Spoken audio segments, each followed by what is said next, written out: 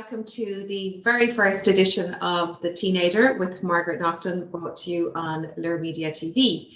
My very special guest today is Miss Ciara Sexton. So Ciara is a 5-time World and All-Ireland champion, and she is going to talk to me today about motivation and inspiration and all of those wonderful things that we need to be talking to our young people about today, given the really tough times that we have been through.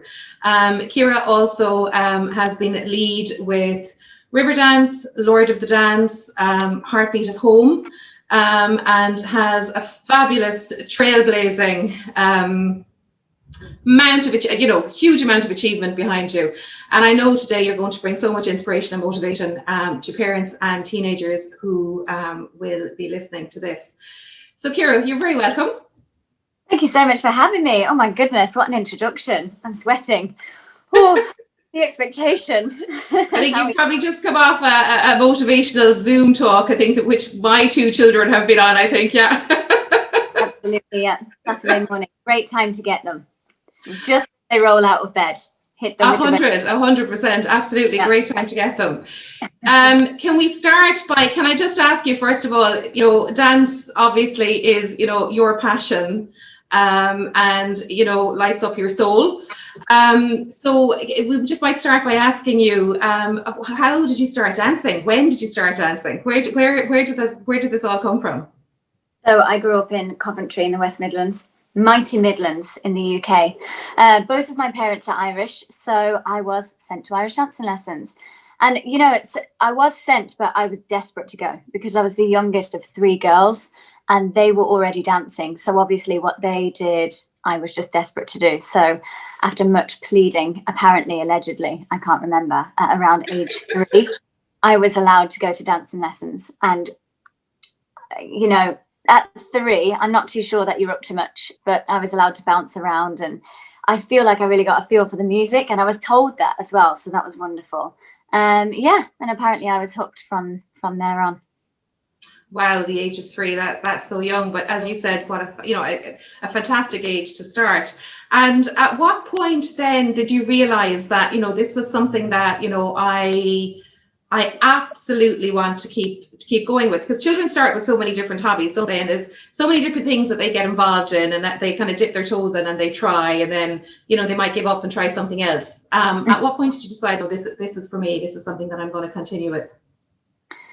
I think it might have been when I was told I had a little bit of talent and you have potential. I mean, to hear those words from your dancing teacher, just, oh my goodness, it was like receiving a papal blessing. So it really encouraged me.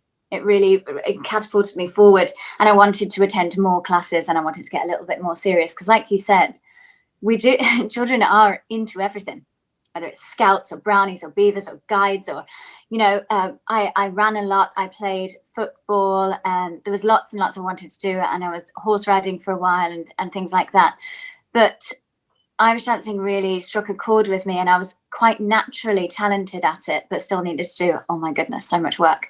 So when I was told, you could go a bit further, you have potential, everything else kind of fell by the wayside, and Irish dance became my primary focus. Yeah, and it just goes to show you, doesn't it, the power of words. When somebody tells you, you have potential, you can do this. Let's try, let's go a bit further. Let's try and stretch and see where can we go, what can we do with this. The power of words they make such a big impact, don't they? It's so important, and my teacher was always so ridiculously realistic, and she always made sure that my own expectations were in line with hers. So class was never about results. Dance was never about results. They were something that happened if you put in the work. But it was never, if you don't do this, you won't get this. And I think that I'm so much better off for not having that focus of, I'm just going to do this just to get a result. Because I did want the results as well. I wanted to do the best I possibly could, because that meant putting all of her lessons, all of that practice into play when you get on stage. So it was always about dancing your best, being your best, not always the best, but Yes. your best. And, you know, her focus was always that. So I'm very lucky to have had Marion Turley and Roisin Turley as amazing teachers, because they are amazing. And I find myself implementing their lessons in my students now, which is so cool. And I hope I'm doing them justice. Yeah, no, and I'm really delighted that you know that you're talking about results, because you know, for parents that will tune into this, and indeed students, you know, I mean, they will be very conscious. I don't want to say focused, but they will be very, very conscious of results, because at the end of the day, that's what the Leaving Certificate is about. You know, it's not what it's about, but it's a part of it. Okay, so that's really probably not the best way to put it. The results are a part of it. But what I love about what you're saying there is, when you focus on, you know, you know, what you're passionate about, or when you focused about when you put your focus on your interest. When you put your focus into the day-to-day activities that get you from where you are to where you want to be, and you take your, you know, you don't put your sole focus into the results. You just said there, the results, you know, they happen naturally, Yes. or, you know, you're kind of naturally drawn to success, really. You know, and I think that's going to be, you know, something that we're probably really lacking, I think, when it comes to the education system, in terms of how much do we really encourage kids to focus on what they're passionate about, to focus on the fun side of things, you know, to focus on sort of really getting stuck into having an interest in something, rather than rote learning something, for an example, just so that, you know, your main focus is on trying to get the best, you know, trying to get the top result, or focusing on the end result. So that's really good that you're talking about that, and I do think we need to talk about that so much more, especially, you know, in the last couple of years, you know, last year and this year, for students sitting their Leaving Cert this year, they've missed out on last year as well. So their fifth year, you know, there was a lot of missed contact time with their teachers, so they've been pretty much on their own trying to make their way through this.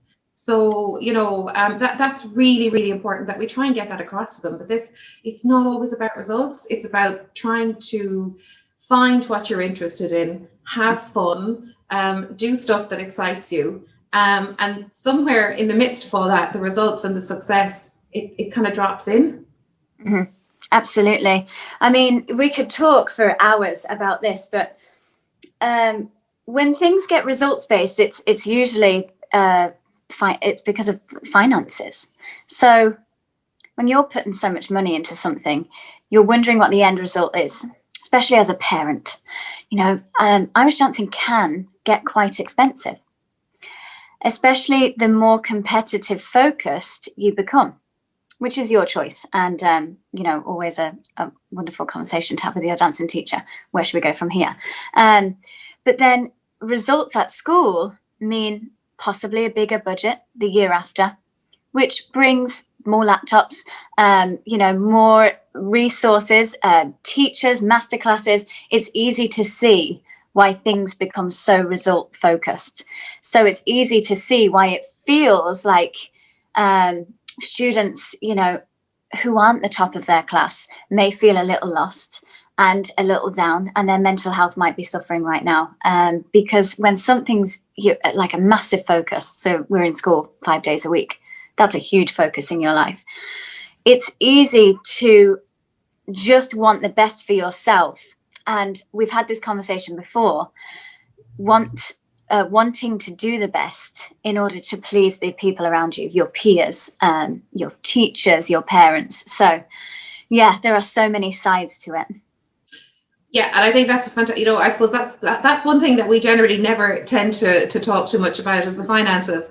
And in particular, parents do, you know, get very stressed about their students and Leaving Cert, you know, in senior cycles, so 5th and 6th year, because they do feel that, you know, I suppose they have a part to play, and they feel partially, if not fully, responsible for the success of their children and their teenagers. And you know, the sole purpose and the intention behind every parent at the moment is to try and do the absolute best by their kids, in terms of maybe trying to push them in a certain direction or keep them away from another direction, or you know, are they up in the room studying, are they doing their best? And like you said, a huge amount of cost time, attention goes into it. You know, if you talk, you know, if you look at Grimes, for example, you know, it can be a very, very costly and expensive business, you know, getting your students through the last 2 years of school. So there is a lot to be considered, and I can see why parents get stressed. And even myself as a parent, you know, we are all the time, you know, kind of going, you know, what should I do next? What's best for them? You know, am I giving them the right food? Am I, you know, am I looking after their mental health? Am I saying the right thing? You know, am I doing the right thing? And we're constantly second guessing ourselves. And I do think parents tend to, and I often, you know, when parents would come to me either as a teacher or, you know, in terms of as a mentor, you know, they're looking for advice to see, you know, what's the best route for them to go down. And it's not only for, you know, career choices or college choices, even for students who are picking their subjects. You know, parents tend to get a little bit stressed about that, you know, students who are picking subjects in senior cycle, because at that point, when they're only like maybe 16, 15, 16 years of age, and they're picking subjects for senior cycle, there is an emphasis almost at that age in terms of college, career, jobs. Where is all of this going to take them? So it can be a very, very stressful it can be a very, very stressful time.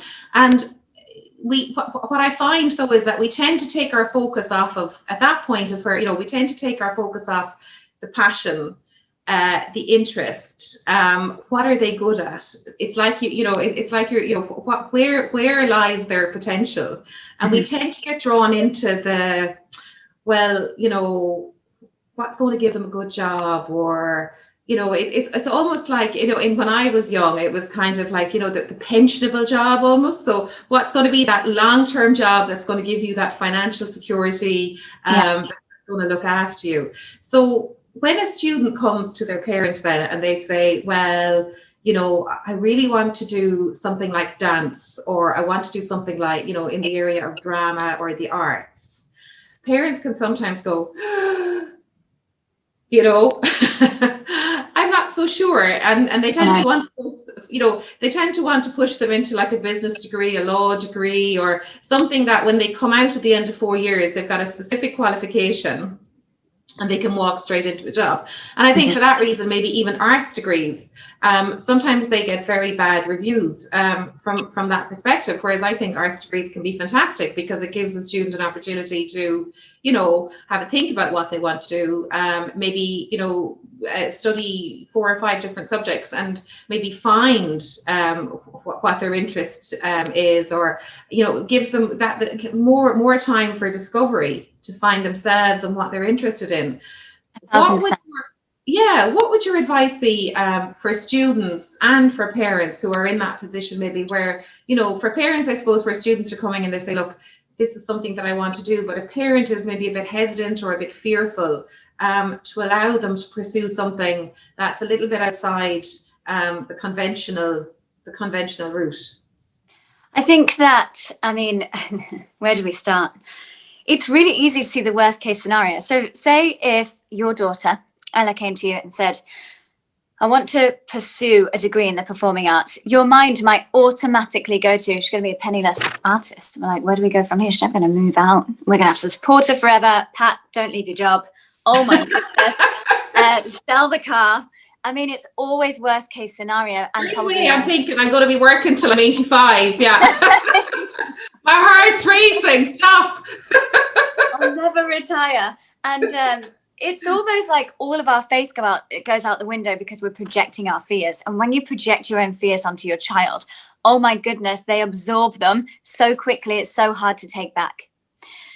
If you think back to a difficult conversation that you might have had with your parents or guardians, whoever raised you, and if you think about a time, and I'm sure it's happened, where, you know, you wished that people had a little bit more faith in you. I wish my mum had a little bit more faith in me on this subject. So put yourself in your daughter or son's shoes in today's society, where you can be famous for licking the screen of a mobile phone. I mean, there is just this whole world that I don't understand. You might not understand. But young adults have an incredible understanding of, because they're living through it. So how old is Ella? 15? 15, yeah. 15. So the internet, when she was born, existed. Yeah. It's incredible. When we were born, it didn't exist. They have an entire different understanding, an entire different perception on life, on everything that's happened this past year. So I would beg you to think back to a time where you just wished that your parent or guardian had a little bit more belief in you, and find that belief in yourself for your child, because that's what they deserve. You don't have to spoon feed them. You don't have to get them through it. But if you just tell them how much you believe in them, it'll give them a little bit more of a boost to try and step forward and pursue whatever's going on in their mind. And it could be anything these days. And higher education, was it invented to give us a job, or was it invented to explore our passions, like you were saying before? I am sure it's the latter. Absolutely. Higher education was not. I mean, people studied art and drama and then still needed to go to another level of higher education to become a teacher when I was growing up in England. And it was an option I did look at because it was safe, and it made sense. And it was something that my parents could explain. They could explain that she wanted to be a teacher. So she's going to do 4 years in art and drama, and then she'll have to do a year PGCE, it was back then, and then she'll be a teacher. But we can tell people she's going to be a teacher. And sometimes it's more about the parents' pride or understanding, more so. But you know, it takes a lot for young adults to approach adults, especially if they respect you, they love you, they want your acceptance. So just those conversations that surround higher level education or whatever they want to do, they're so precious. So try and treat them with care, because they can't be taken back. Yeah, no, I wholeheartedly agree with everything you've just said there. And I know if I go back to my own days of where I did my Leaving Cert, I had 2 college choices. One was to pursue an arts degree with languages, and languages have always been my passion.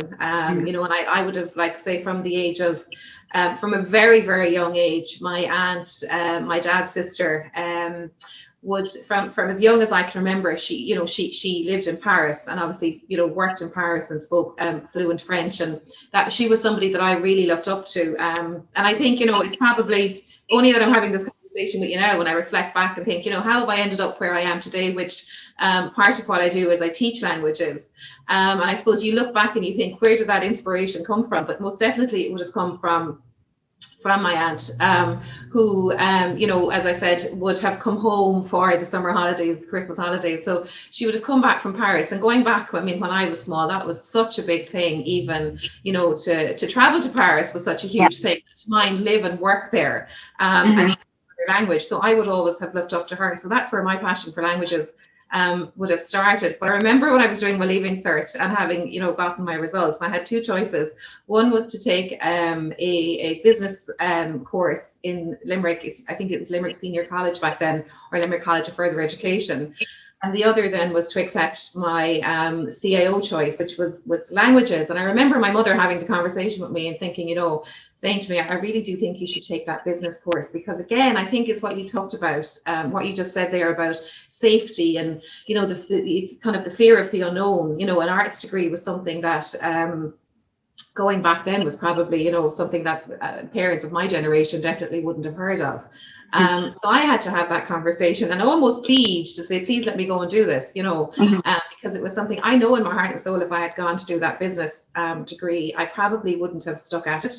I probably would have dropped out, and God knows, and ended up doing whatever. So I think it probably is really important, isn't it, to listen to what they have to say. And I think more and more as we're evolving, and as we're learning more about behavior, human behavior, and as we're learning more about psychology, we are learning more that if you're interested in something and if you're passionate about something, you're far more likely to want to do it. You're going to be far more driven. You're going to be way more motivated, and with all of that is going to come success. And it's funny then, because when I left college, then having my degree, having done the degree, I wanted to travel. That I got a travel bug. So my first job was cabin crew with British Airways, and so having convinced my mother that I was going to take this arts degree and become a teacher, I now go and land. I now go knock on their door and go, well, actually, no, I'm going to be cabin crew, for which you don't need any qualifications. And I remember that look in their face that very first time, and it was like, you're not. What are we going to, what are we going to tell people? It's like that, isn't it? It's like, what do we tell the neighbours? How do we explain this? Yeah. So it is difficult for parents, isn't it? It's and I know, having had the conversation with them myself, but I suppose you've got to trust that, you've got to give them that little bit of leeway to follow what they want to do, follow what they're passionate about, what they're interested in, where their desires lay. And do your research. I mean, if that's it's 9 times out of 10, we're a little bit dismissive because we don't really know what it entails, what it's about, what it is. So it's easy to just be like, no, you're not going to do that, or what are you talking about, or that's not real. If I hear one more time that dance isn't a real degree, I'll obtain a certificate and administer a few whacks. So yeah, it's so tough, and it's so easy to be dismissive about what we don't know. But while you're processing or downloading or watching TV at night, or cleaning the kitchen, a Google search, support your children in that way. Just become a little bit more knowledgeable. Oh, I see there's a course here in Cork. Oh, they're offering this in Galway. That will go so far. They'll feel an instant bond. They'll feel like you trust them, and they'll feel safe to come forward and say things and take that discussion further, instead of, okay, I won't do that. I'm going to go and do law, even though I don't want to do it. But what I want to do is make you happy. So that's what I'm going to do. And you're going to pay all this money. And then in a year's time, I'm going to have a breakdown. I might change courses. So I would have wasted a year of my life. I might drop out. But that might be what happens to me. And that's so silly, because we should be connecting with young adults every day. It's so tough when people say, I can't talk to them. Because really it's one or two, it's the initial conversation starter, and it's all the anxiety that surrounds it for a young adult, with sitting people down to talk to them, because it seems so very serious and so very out of reach to get someone's attention, to sit them down, so yeah, it's all stems back to communication and letting people speak. Absolutely, it's given them the floor. And you said very earlier on when we were chatting, you were talking about the whole expectations thing, in terms of sitting down and having a chat, and giving them the airtime, and I suppose letting them know that you have expectations of them to follow a certain path, and giving them the leeway maybe to choose a path and to follow through with something that they are passionate about, and that they that they want to do. In terms of your own career with dance, and I know we spoke about this last week in our homeschool group, but you might just tell us, might talk us through the leaving school for you. Yeah. And I know we had this conversation about starting university, and then, as you said, having to drop out, but your parents gave you very, very specific sort of guidelines. It might be a very soft way of putting it, as to what they expected of you. Will you tell us a little bit about that? Yeah, well, I was the youngest of 3. So at the time I was leaving school, my eldest sister, and we refer to her as the perfect child in every way, shape and form, and still do, even though she's in her 40s and she's still a child to my mum. So she was a teacher, still is, in the school that she first went to. So the school that we all went to, she returned and became a teacher. And just as a very young child, witnessing the pride on my parents' faces that she was within the parish, returned to the school that she taught at, and taught so well, so beautifully. She's just an amazing teacher.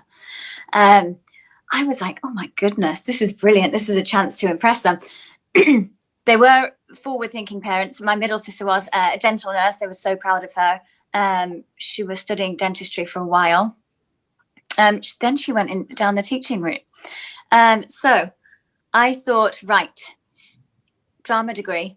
I might be a drama teacher, because my cousin, second cousin, was a huge influence on me, Miss Bernie Hems. She was a drama teacher, and I didn't realize that I wanted to be her more than do what she was doing. I was still a young mind. So in the back of my head, I didn't think I would ever be good enough to be one of those dancers that I would go and watch on stage. So all of that, I'd never asked anyone, never had the conversation. Do you think I could possibly do this? That was my mistake. But also the conversation was never started around me. Would you like to do this? Is this something you would like to do? So I've learned from that. I went to university, really quickly discovered it wasn't for me. I loved the work, but I felt a little bit more mature than everyone who was, around me. So I just felt like, and I feel like that's down to the social side of Irish dance. When I think back, I feel like, yeah, it's all down to Irish dance and the social situations you're in. And I was mixing regularly with people that were older than me. Now my partner's older than me. All my friends are a little bit older than me. So it makes sense in my life upon reflection.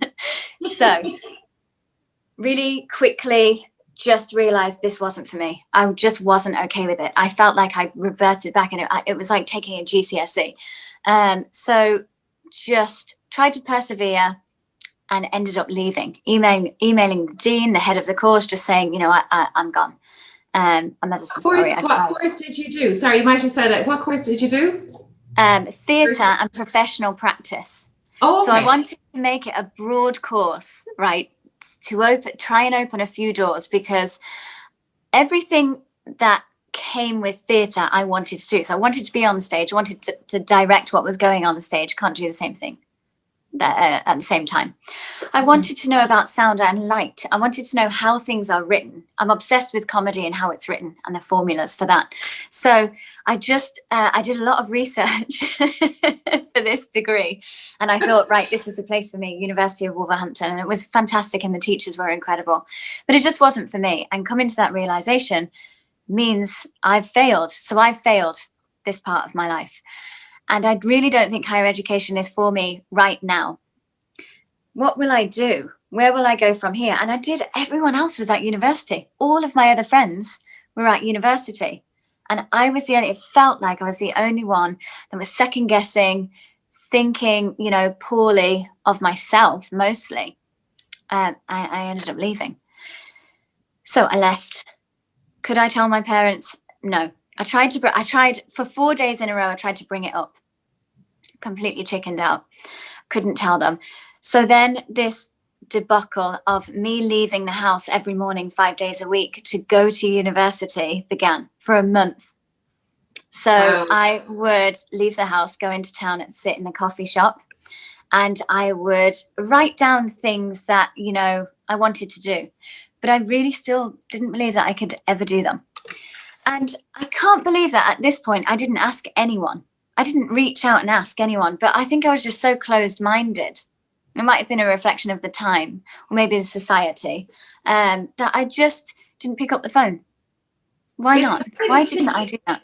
It's the hardest, it is the hardest thing to do, isn't it? To reach out and to acknowledge to somebody that you think you failed.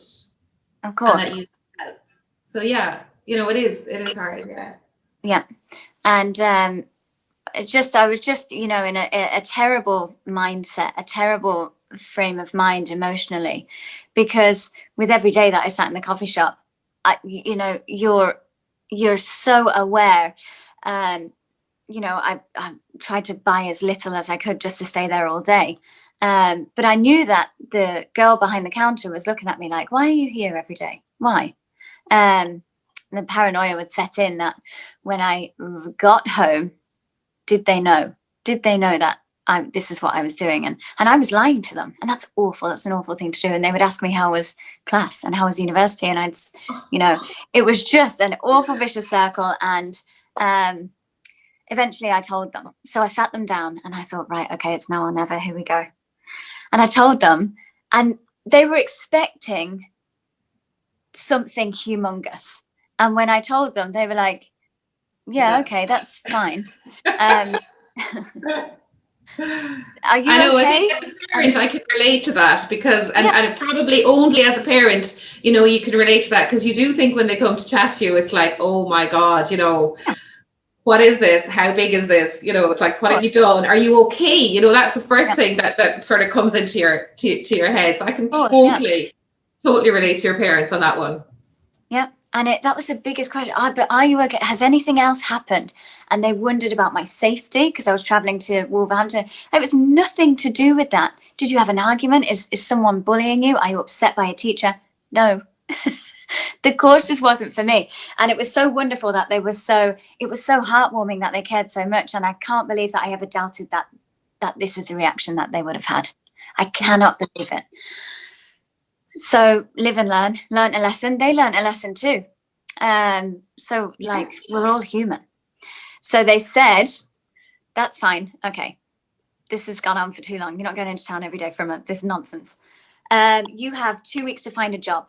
What do you want to do? What sets your soul on fire? Have you decided what might be next for you? Do you want to take a year and just do something like waitressing, or would you like to work for someone? We'll help you, whatever you would like to do. Dad owned a business, mum owned a business, but do you think I wanted to work underneath them? Absolutely not. So I said, I'd really like to explore going into a show. And I expected them to be like, Ciara, no. But they were so nice. And they said, okay, that's going to take some time. It's not something that's going to happen overnight. And we know that. So now you need to know that. So you need to do your research. And they would always approach things like, don't tell us what you want to do. Tell us how you're going to do it. And I love that now. And I do it myself now. Whenever I tell Cian something's going to happen, something's in my mind, this is how I'm going to do it. It's such an easier way to lay out your expectations for the immediate future, or, for yourself, and it's just accountability on every level. This is how I'm going to do it. This is what I want. Can you say that again? So, and I think this might be something, for parents, because I think parents are always asking, how do we approach certain situations? And as we were talking earlier, language is so powerful in terms of how do you communicate with them? How do you ask them a question? What can we say that will, put them in the right direction? So can you just say that for us again? It's don't tell me what you're going to do. Tell me how you're going to do it. So I will have to go away. I love it. I love it. Make a plan. And it's not uncommon. When I used to run, and I loved running. And I was a competitive runner. And I read one of my idols, Michael Johnson. I read his book, and his parents would say exactly the same. Make a plan. So don't tell us what, tell us how. And I think tone on top of that language is everything, because I have been one of those people. When someone said to me, this is what I want to do, I'm like, how are you going to do that? That tone. Yeah. Tell me how. One is saying, I'm on board. I'm going to support you. Tell me how you're going to do that. That's incredible. And the other one is, them in, aren't you? You have no chance with, how are you going to do that? And almost a sneer or a laugh or a dismissive grunt. There is just so much to be said for tone and language. Yeah, absolutely. Tone is everything. Tone is everything. Body language as well.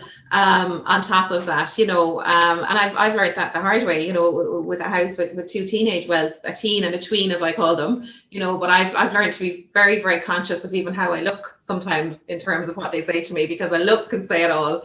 It doesn't even have to be the tone. So I do think we need to be very, very, very conscious, to be gently conscious of it. Absolutely. And, in terms then of, so when your parents said that to you, I'm sure huge relief. And how did you feel about going about sort of getting a job and sort of, kind of stepping out there now? Did you feel that you had the freedom now to go and pursue what you wanted to pursue? I did. And just by them saying and outlining that expectation, this is not going to happen overnight. This is something that you probably should have been looking into already, but that's fine because you're going to start now. That was huge because I didn't feel a pressure. I got a job as a waitress and earned some money and was still dancing competitively, and then paid for myself. So I paid for my final year in competitive dance. And to do that, I felt like a real adult. I was still living at home, but to contribute to that, have I? where they could pay for themselves. Just to be able to contribute to rent, I felt like this is I'm on the right track. And that independence, waitressing with no tips in England, it's not great money, but it was something. And I really learnt that I could, do anything I wanted. I felt like I could do anything I wanted. I was terrified of going into waitressing. You make all your mistakes, but I didn't get fired for it, and no one really laughed at me. And, once you realize you're not made of glass, it's very liberating. So they just gave me a little gentle push. You've got 2 weeks to get a job. It doesn't matter what job it is. Get it and keep it. While you go forward and try and pursue what you really want to do. And, you talked there about making mistakes, and you mentioned earlier about, when you, in that initial stage, when you realized this wasn't for me, you kind of saw it as a failure. And I suppose, as well, when people see you now, and, even in my introduction, 5-time world champion, 5-time All-Ireland champion, lead with Riverdance, Heartbeat of Home, Lord of the Dance. I mean, that is, it shouts success, and fabulous success, which, knowing you as I know you, not just professionally, but knowing you and when, seeing how you work with my own children, I know now that nothing short, nothing but passion has been behind all of that success, which the outside world, they do see it as success. What would you, I mean, how would you what's the word, what's the question I want to put to you is, what would your advice be about failure?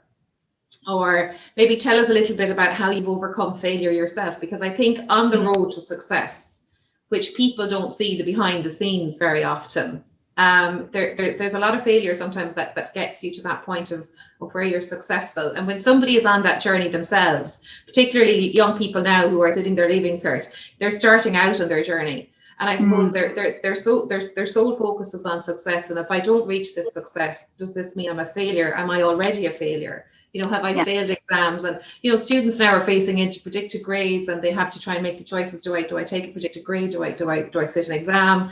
Even though I know they have the option, of taking both, which is really, really good.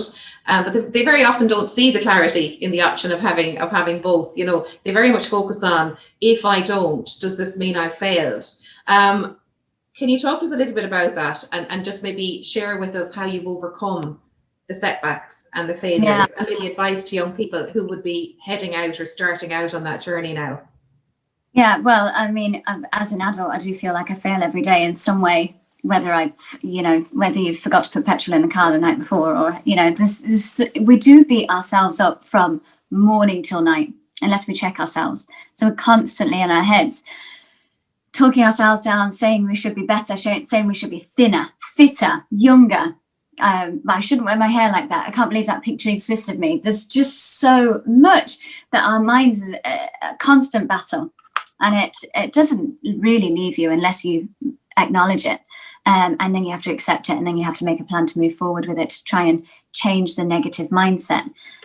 So yeah, I do get a lot in my talks. People say, well, have you ever failed? And so thousands of times. I fail all the time.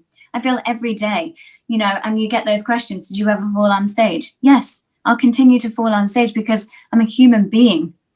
But what's so hard and so prevalent in today's society is you just see people's success. You're only seeing their highlight, everything that they did. You see the people who during quarantine obtained, a degree, but they might have stayed in their pajamas for 2 weeks in order to get that finished. You don't see the struggle, you just see the end result, especially if they want to share it, and especially if they're proud of it. So it's so tough. But it goes back to the students that you're talking about right now. It goes back to the language that they're hearing and they're being exposed to right now. So your teachers will be telling you how important this is. So if you have 6-7 classes a day, that's 7 different people telling you how important your options are, your choices, how important these results are. Who is it important to? Is it important to you, the teacher, the school head? Because what do good results bring? There's just so much. And the more you hear it, it's like adding another brick on top of these young adults' shoulders. So then they go home at night. What did you learn at school today? Have you made any headway in your choices? It can feel, and I'm sure it does feel sometimes, quite constant. So it can be easy to see why people get stressed and very emotional. But maybe to a parent, it appears that your child flies off the handle. You know, it's just 0 to 60, but it's not, because it's building and building and building. And especially if, you know, education isn't for you. This is something we have to do. Like it or not, we all have to go to school. But if you are artistic and you want to be a dancer, maybe school isn't for you. Maybe you're doing the best that you possibly can, but maybe the best isn't as good as the person who sits next to you. Don't compare yourself to others. It's so, so tough.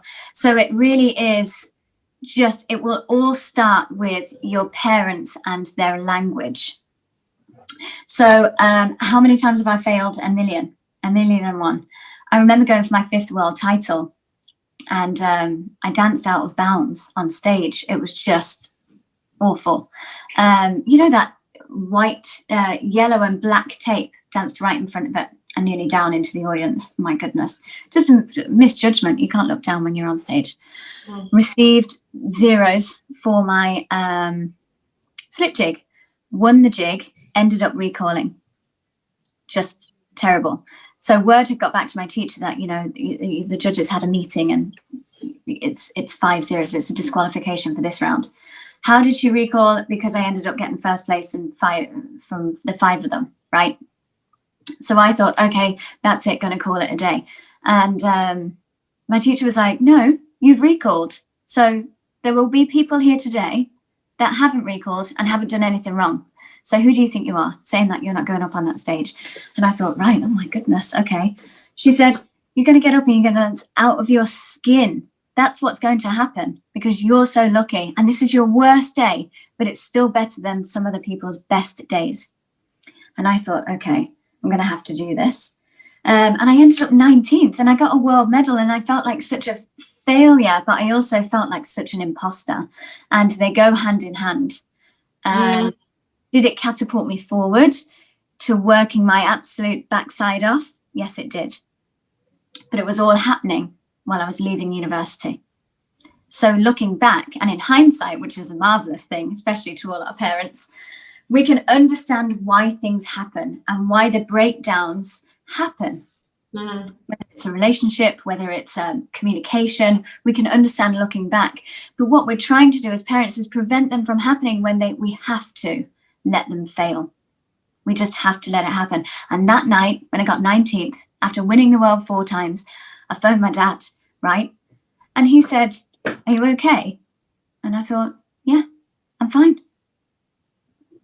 And I think, yeah, that I just love the way you told that story, because, you know, as we, you know, when you take a closer look at fear, yeah, which I know, you know, you're working with people now from the perspective of coaching, and we'll talk a little bit about that.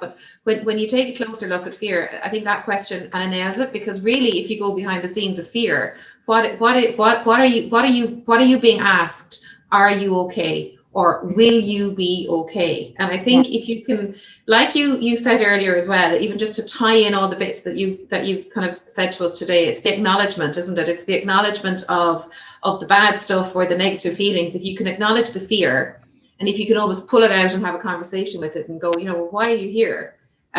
What's your purpose? And ask yourself, well, look, if I come 19th, will I be okay? And of course the answer is going to be yes, I will be okay. You know, and that's what we tend to run away from, and that's what we tend to shy from. So, and that's something that I've often said to Leaving Certs, you know, well, worst case scenario, if you fail your Leaving Cert, worst case scenario, if you fail your Leaving Cert, will you be okay? And I've yet to have one Leaving Cert student that would say to me, no, I won't be okay. It's like, yeah, I will, of course I will. You know, I might be disappointed. It's not going to be the best feeling in the world. It's going to take me a couple of days, maybe a couple of weeks to let it sink in and to get over it. But then you're going to be going, okay, well, next, you know, what can I do next? Are you going to sit and dwell in your Leaving Cert for the next 25, 30, 40 years? No, And there are so many other options out there. And it's like you saying, that you tried college, college wasn't for you. And there are so many young people out there who college is just not for them. And I think we're very slow to acknowledge that.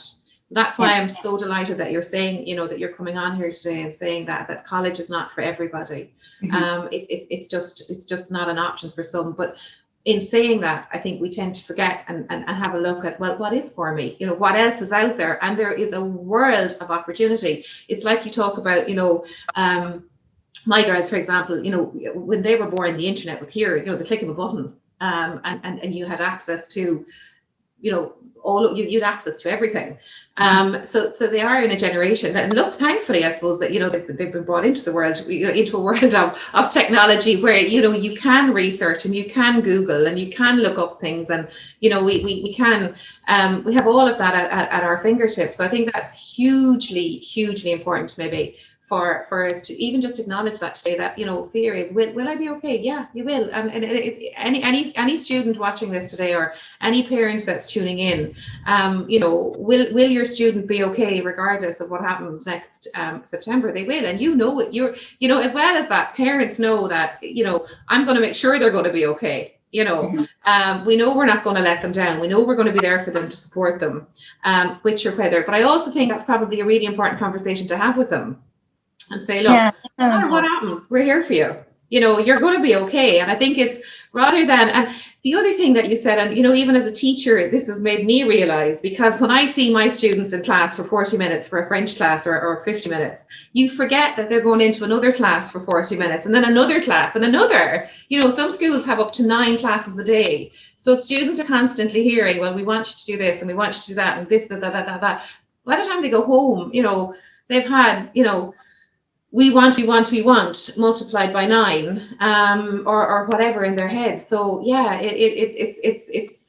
it's really good to be chatting about this and to be thinking about it from a broader perspective, so that we can maybe step into their minds and see where they're coming from and what they have to deal with on a daily basis.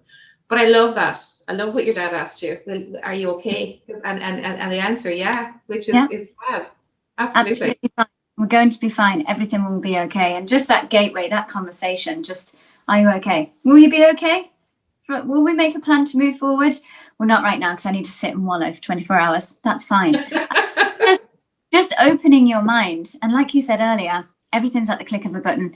If you're not researching if you don't understand what your young adult would like to do, there's no excuse. A Google search. There are so many support groups for pretty much anything that's going on right now. So it's in your best interest to understand, because by understanding, you are providing support. Yeah, absolutely. And I mean, if you look at your own the path that you've come on, and the shows and the success and the travel and all of the life skills that you've learned, and I suppose if you look, I mean, you might just talk us through a little bit of where has all of that culminated in for you now, because I know you're out. You're currently working at the University of Limerick. So just tell us a little bit about the culmination of where all of this, where it all started, and now where it's all gotten to now. I'm not going to say where it's all ended, because it's an ongoing journey, isn't it? It's an ongoing process. So where is it all at now? We'll always be a work in progress. Everyone, every single one of us, whether you choose to work. If you're so lucky to have discovered what your passion is, if you can make a living from it, if you can move forward with it, and if you can make time for it in your life. If you don't want to make a living from it, then I think you're just winning in general. But it all kind of boils down for me to what is success. What is success? In every single person's eyes, something different. So for me, success is happiness. And if I'm happy, everything is right with the world. So I'm more present in my relationships, my friendships. I'm a nicer person to be around. So it's in my best interest to work as hard as I can, because I want those milestones, or those little goals, or those little celebrations, those little successes, because it makes me happy. So I just had no idea that my entire competitive life I was training to be in a show, just like ballerinas. Ballerinas, a hobby. Very young age, 3, 4, 5, 6. And then when you're older, you can, if you want to, and if you're good enough, and, you know, if you're lucky enough, you can turn it into a career. It's exactly the same path. So I was just so lucky and so naive still, even with my parents saying you have to research this, and, you know, I still didn't communicate enough. So I really hope that's the theme of today. Communication is everything. And don't be afraid to talk and discuss things out loud, even if it's all jumbled around in your head, because by saying it, we're making sense of our thoughts, or journaling, you know. So I had tried to make up experience that I didn't have.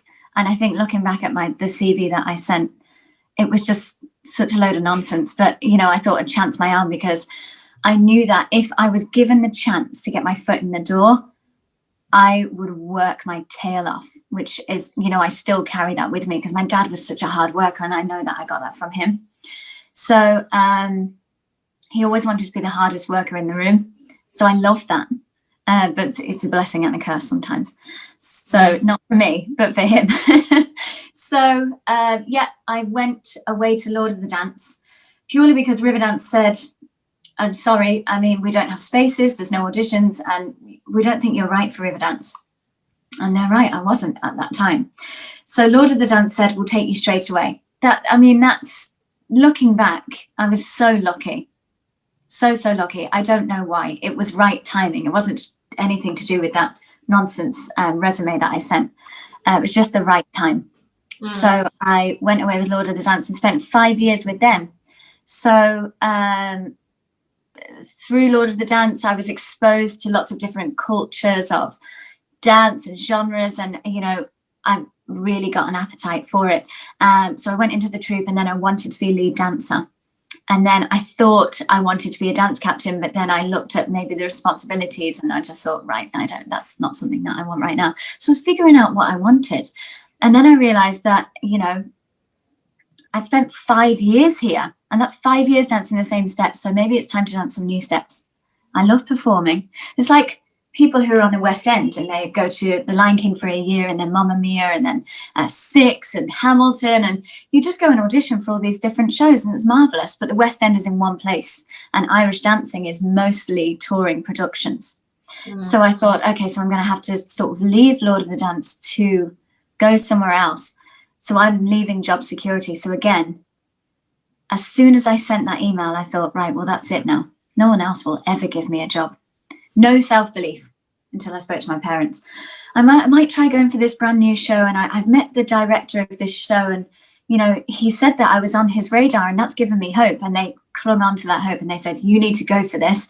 If you don't go for this, you're going to regret it, because you're talking about going back into a waitressing job that you spent 5 years doing what you love and growing as a person and progressing and honing your skills and your talent and your performance and all of that. You need to go for this. So I went for it.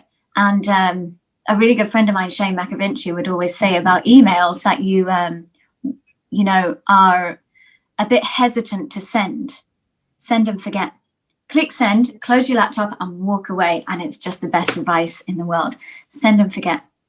Sent the email, just distracted myself for the rest of the day, and heard from the next morning. That's it. It was the creation of a brand new, like, multi-million-dollar show that just blew me away professionally, personally. I grew as a person. I just couldn't get over that this very easily could not have been a part of my life. So with all that in mind, then I danced with Heartbeat of Home for a while. I was invited to dance in Riverdance, which was so incredible for me because they turned me down. What would have been 7 years ago at this point in my career. So Dad and Mum always used to say this line, you know, there will be a day where the phone will stop ringing. And I thought, oh my goodness, and I hope that's not anytime soon. And so I've tried to say yes to everything that I want. And it's never been for money, and it's never really been for any other reason apart from, if this is what you want to do and this is what you're telling us you want to do, then you need to go for it. Everything else, all the other details, we'll sort. We'll get you there. And it wasn't in a spoon feeding way, but it was just, we've got you back. We'll help you make a plan, which I just felt so supported, which was amazing. And it's the best way to feel. Absolutely. It shows the power of perseverance, but also I think we're hearing a lot in recent times about, sort of, you know, following your heart, do what brings you the most joy. Have I lost you there? I'm really sorry there. I had a visitor, sorry, in the door. Not a bother, not a bother. That happens. The joys Yeah, of being at home. absolutely. Bother about the homeschooling and the home. Yeah, it's the joys of trying to work from home. Yeah. But what was I saying? Yeah, if you were talking about perseverance and how like you said, something that you had been turned down for 7 years previously, now it was knocking on your door. And I think I'm hearing a lot more, and there's a lot more scientific evidence, even because I know sometimes when people talk about following your heart or doing something that's heart centered, it sounds all a bit wooey, but there's more and more scientific evidence out there now proving that if you do what brings you joy, like that's all. And I remember reading it in a book not so long ago about like that all, in terms of us as humans pursuing happiness, all we have to do is focus on what brings us joy, and everything else falls into place. So we really do make it hard for ourselves, don't we? It's when we try and get in our own way, or when we try and make it difficult, that's when things kind of go a little bit pear-shaped, where I think what you're really have highlighted today is do what brings you joy, and everything else will fall into place. All of the success and all of the stuff that we associate with success, it sort of all falls in, doesn't it? It all comes together and it all kind of lines up. Yeah, success is happiness. So, yeah. And if it's not, and if it's something else and you find yourself chasing it, it might be worth reevaluating, right? Just, what makes me happy? Sometimes people are after the next thing, so that will make me happy. Well, it might not, because we have to make ourselves happy. So doing what we want to do will make us happy. So yeah, there's a lot of self-assessment, self-reflection that needs to go on from the age of 16 up. I mean, any age really, but 16 up is, is so important. And it's a healthy dose of reality and following your dreams, because I remember prominent people within the world of Irish dance, and when they were asked things like, well, how did you get to where you are today? And I'd be like all ears, because I want to drink in that information. They'd say things like, follow your dreams. And I'm like, but where does that start? What are you talking about? I need concrete. I need a step-by-step plan. And I feel like that was a part of my problem when I was younger. Well, I didn't know where that started. Is someone just going to phone me one day and offer me a part in a show? No. So it was a healthy dose of reality and keeping it real. And that's what my parents instilled in me. Not being afraid to make a mistake, not being afraid to make a mistake, or sort of not being afraid to fail, and maybe using those mistakes or those failures as an opportunity to learn from. So, okay, well, I won't do that again, or I've learned by doing that, I'm not really, that's not really for me, so I'm going to go down this road and I'm going to try something else. But it is really about giving young people space to it's holding space for them, isn't it? To find. To allow them to find that path, isn't it? Just before we finish up, I suppose in terms of motivation, so we've spoken about a couple of things, but motivation is something that I know a lot of students are lacking at the moment, because they feel they've had it tough. They've had a really, really tough ride over the last 2 years, as has the dance industry, the arts industry in general. Maybe just to finish up, would you share some tips to help them to get motivated and to stay motivated, given the fact that they're having a tough time, and they probably just see themselves as, because when you're in that situation, you see it as, I'm the only one, it's like and I know I've had this conversation, I was only having this conversation with Ella the other day, because the junior cert is cancelled, which initially was like, oh brilliant, the junior cert's cancelled, and then now there's kind of the reality has hit home, because they are going to have to they'll be having some form of in-school assessment. So there was a bit of and a bit of stress over that. And when you try and talk to them about it, sometimes it's like, well, what would you know? Life isn't stressful for you. And I think sometimes usually get that. What do you know?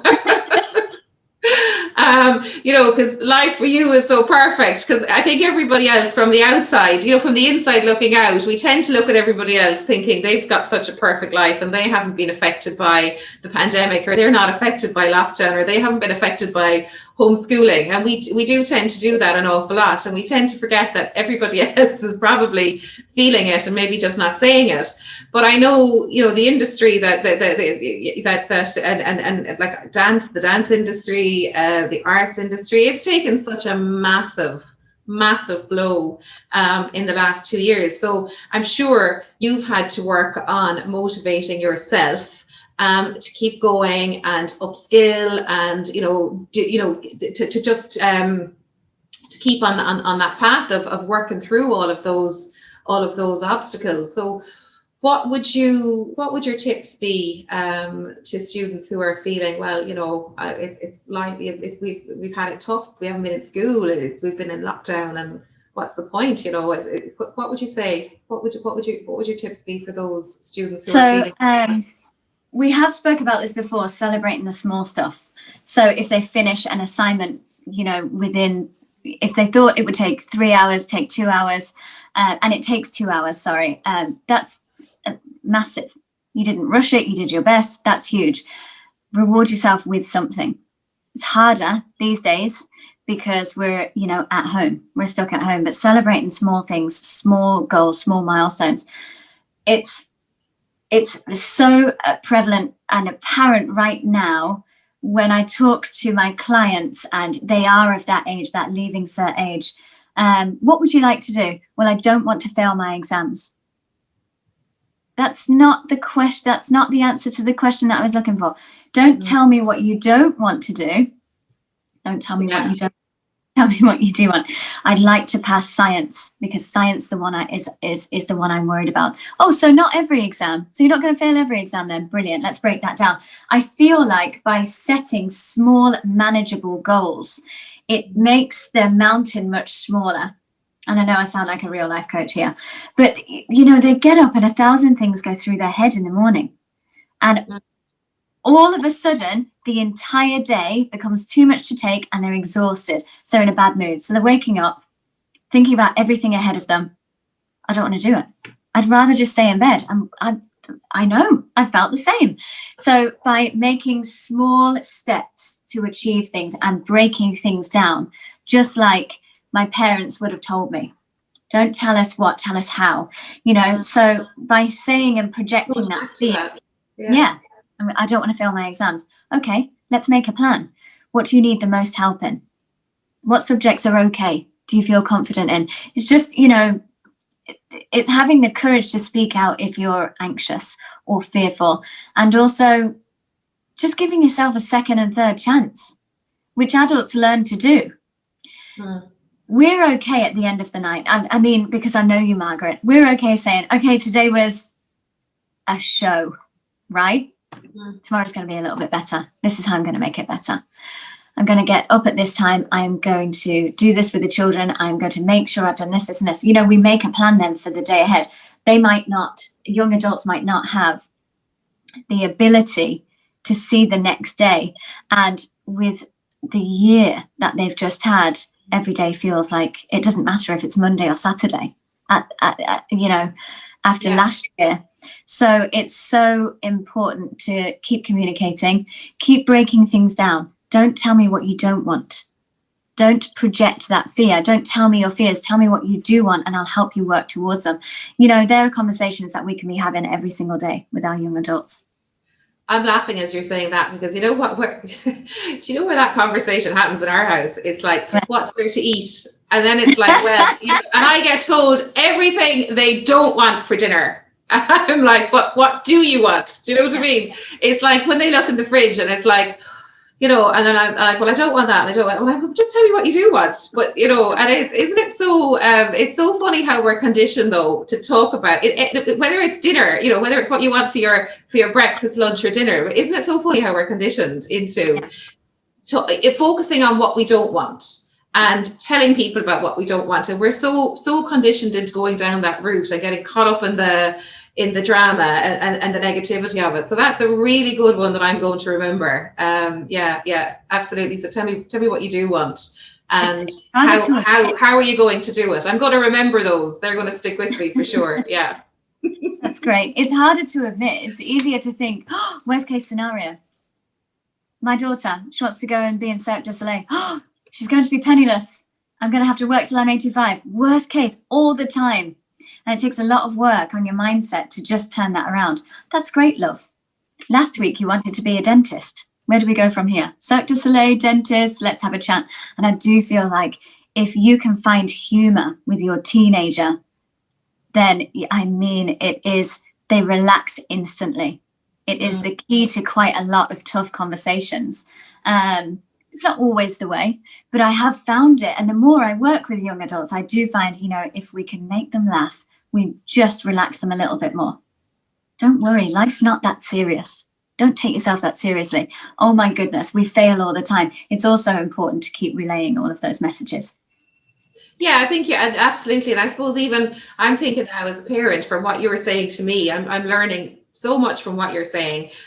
Even if we can show them that we can laugh at ourselves. So if we make mistakes ourselves, maybe, not to beat ourselves up so much, because they are watching us all the time. They're watching to see what our reactions are. They even tune in, they can tune in almost at an energetic level to how you're feeling. And even if you're feeling anxious and worried about something, but you're not saying it, I think they pick up on it, don't they? They can pick up on. So it's we really, I suppose, have a responsibility in some ways to teach them. And the best way to teach them is, it's what's that saying? Don't do as I say, don't do as I do as I say, or something. So we really have to kind of walk the talk in some ways, as adults, as coaches, mentors, parents, teachers. It starts with us, really, doesn't it? It's important that that we kind of teach them from an experience perspective, rather than just lecturing or preaching. This is how you should do it. If we're not necessarily doing it ourselves. So I suppose it does give us an opportunity as parents, maybe, to do a little bit of personal development ourselves, and to work on ourselves, while at the same time knowing that we are teaching them, so really good skills. And that they're learning from us. So God, thinking about that now, I'm kind of going, what have I been teaching them for the last 15, 16 years? We're going to end the conversation on that, because So tough, I know. But yeah, it's all about self-assessment, self-reflection. And, the days of, well, I didn't get that, and I wasn't taught like that, I think they're well and truly over. But we may still hear those phrases, unfortunately, from time to time. But it's, we're, like I said earlier, we're a constant work in progress. So yeah, they need to see us fail, and they need to see us succeed, and they need to see us ecstatic, and they need to see us sad, because we're shaping them, and that's our job as parents, to just prepare them for adult life. Because my goodness, like one of your daughters said, there's no stress in our life, right, Margaret? Yeah, absolutely. Absolutely. And that is really, really important as well, for them to see, I suppose, the more vulnerable side to us as parents, that, it's not always perfect for us, that we do, face challenges, that we do get worried sometimes, we do feel anxious sometimes, but I suppose, and not to try and hide it, I suppose, maybe, share it with them, let them know it's okay to feel this way, that, you're going to work out a solution. And that's how to face these things, and I suppose bring them in on the story, bring them in on the journey. I remember years ago starting my own journey of personal development, and I was so excited about this course that I was going to do for a year. But at the start of the course, I was full sure in 12 months' time I was going to know who I am. I was going to find myself. I was going to have it all worked out. And then at the end of the 12 months, I realized, oh my God, this is only the beginning, because there isn't an end. It's a constant journey, and we're learning all the time. And I do say that to my two all the time, how you feel now. And actually, even just one thing to say to Leaving Cert students that are watching, our parents, how they're feeling right now. And I always say this every year, pandemic or no pandemic. This is something I would say every single year. How you're feeling right now is more than likely 99.9% guaranteed to be very different to how you're going to feel when your results come out in August or September, because you're going to have moved on. You're going to be over the exams at that stage. You're going to be a different person. You're going to be further along your life journey. You're going to have, failed and succeeded how many times between now and August, and we're in March now. So, it is important for them to remember that nothing ever stays the same. And everything moves. There's movement with emotion. So if you feel sad today, that state passes. There are going to be moments of joy ahead, no more than there are going to be other moments of sadness or anxiety, or maybe moments of fear where you have to step out of your comfort zone. Like you said, you have to send that email, or you have to do something that's going to push you forward or push you into the next box. So it is a journey, isn't it? And that's what probably makes it exciting and fun, because that's the exciting part to life, that it doesn't, it's constantly flowing and moving. 1,000%. And sometimes what we perceive to be the sensible choice, or a sensible choice, might shut down or cut off a little bit of our creativity. And in 10 years' time, 5 years' time, we might regret those choices. And everyone has regrets. So as a parent, if we just, if we could talk about them, if it's appropriate to talk about them in front of our children, with our children, I wish I'd done this. You're in a great position, because you haven't done that yet, but you have this ahead of you, or you have this, and to excite them about adult life is very important too. So just keep sharing. It's worth its weight. It's just, and it might be hard, because appearing vulnerable, sharing our failures, our life lessons, not really failures, are they? Because they make us who we are. So important. So keep communicating, keep those lines of communication open, because the possibilities are endless for you as a parent and for your children. Absolutely. And even as you're saying that now, I'm thinking back to conversations I had with my own mother after I took the job with British Airways, and I promised them it was only going to be for 12 months, because I had such a passion, for travel, I suppose, which comes with studying languages, because when you study languages, you study culture, and there's so much more to study a language than actually learning how to speak the language. But I had the fabulous opportunity from studying at UL, the University of Limerick, to do co-op.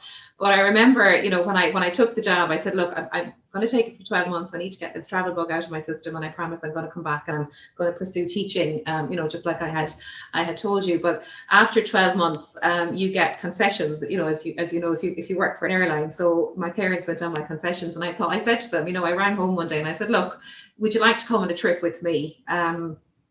Before I give all of this up. So I think I brought my mother to, it was Barbados. And, she'd never been to the Caribbean. So she was so excited. And, we had an opportunity to sit her in first class. And she just had a wonderful, fabulous experience. And which led to me staying with British Airways for 15 years after that. Because every time I said I was going, I've had, I think I've had enough now, Mom. I'm going to, come back to Ireland, and I'm going to pursue the teaching career. And she's like, no, just another few months. I haven't been to Arizona, and your dad would love to go to Harare to see your Auntie Lily, and just another couple of months, so it's amazing how how the tables turned. And in the end, I almost, I was having to break the conversation that actually, no, I am leaving VA. I am finishing. So it was more of a, they were more distraught about it in the end than I was. So it's funny how tables turn and how life can work out. Completely how you don't expect it. But like you said earlier, divine timing and all of that. I think we are, in a generation of it now where we do need to be a little bit more open, and we need to allow them and give them the space to work it out, not to be afraid, take leaps, and follow, for us, I think, to support and to allow them to follow their heart's desire, to investigate, to fall, get up, make mistakes. And all the rest of us, and that for a parent may be having to do some work on yourself, because it may be your fear, as opposed to theirs. So it's an opportunity maybe for parents out there who are listening, maybe to get a little bit of light, to take on a life coach to work with them and help them through it. And that's something that you're working in now, isn't it? Life coaching, and it's an area that you've branched into, that you're bringing your experience from, and doing stuff like that now. So yeah, it's fantastic. It's something that I'm really passionate about, and whether it all ends tomorrow, that's fine. I've pursued it.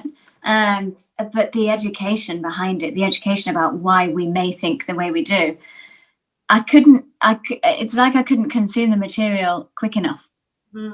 Why we might act in one way. This is why. This is what. All of those possibilities, just to try and unlock the human mind, is just. Only looked yesterday about degrees in psychology, because there's just so much I don't know, and there's so much more left. Pandora's box when you open it, isn't it? I know. And higher education. Do we really go into higher education at the right time? Because I'm 32, and now I'm thinking there's university students are so lucky, and I'm looking at the ones that I teach at the University of Limerick, and they're looking at me saying, we're overworked, we're not lucky. So perception, perspective, and just like you said, timing. I really don't believe in those statements. What's meant for you won't pass you by, or things that we hear. And if you if you have a job you love, you'll never work a day in your life. No, we work very hard because it's our passion. So those blanket sort of neither here nor there statements, produce airs in our head that when you love what you do, you don't really, there's no work involved. So revisiting what I was saying earlier, healthy dose of realism, reality, but also just so much encouragement to move forward. If this is what you want, let's make a plan together, or tell me how you're going to do it. I just think it's just gold dust right now. I love that one. Tell me how you're going to do it. And I think the one to finish on is for each and every student and each and every parent that will watch this, is that you will be okay as a parent, and they will be okay as a student. That they will get through this. They will get out the other side. This will pass. And bottom line is you will all be okay. We will all be okay. That's a good one to end on, isn't it? Yeah, absolutely. Ciara, you've been my very first guest. Thank you so much. I was so excited to bring you on to talk, because I know my own two children have worked with you so closely over the last number of years, and you've been so inspirational. And in the last couple of years, with everything that's gone on, the Zoom calls and motivational talks, I mean, from a parent's perspective, I'm not even going to go there, because we're going to be here for another hour chatting about that. So thank you so much for talking about your life experience and sharing those fabulous words of wisdom. I know for sure they're going to help so many parents and so many students out there listening today. Thank you so much. Talk to you soon. Thanks, Margaret. Bye. So that was the lovely Miss Ciara Sexton joining us today and talking about her own life experience and sharing fabulous tips on motivation, perseverance, and determination, which is hugely important for our young people as they face into the coming weeks and months ahead, and also for us as parents to help them. And we all want to do our best to help them, and sometimes we need a bit of help as well in terms of how we go about doing that. If you'd like to find out more about what Ciara is doing, her website is www.ciarasexton.com. So that was our very first show. Thank you very much for tuning in and for listening, and I'm really looking forward to sharing other episodes with you, where we'll have other guests in the coming weeks and months ahead. So for now, that's it. Take care, everybody, and talk soon.